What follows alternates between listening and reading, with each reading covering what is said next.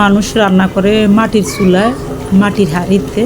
তো আমি আসলে মাটির চুলা নাই, শখ করে গ্যাসের চুলায় রান্না করছি। মাটির হাঁড়িতে রান্না করি আর মানে টেনশনই ছিলাম যে হায় রে ফেটে নি যায়, আমার মাংস মানে সব শেষ হয়ে যায়। রান্না বসাইছি তাহলে সব শেষ।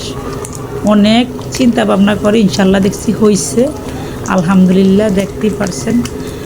তো কী বলবো, অনেক দিন পরে খিচুড়ি রান্না করছি, চিকেন সবজি খিচুড়ি।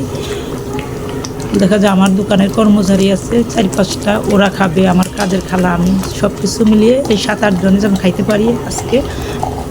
তো দেখা যায় সবাই রোজা রেখে ভুনা খাবার খাই। তো আজকে একটু আমি ঝোল করে হালকা গরুর মাংস রান্না করছি, দেখতেই পারছেন। আসলে ইফতারে সব শুকনা ভাজা খাবার।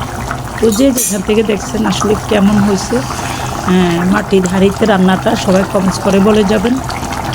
ভিডিওটি ভালো লেগে থাকলে লাইক, লাভ, কমেন্ট সব করে যাবেন।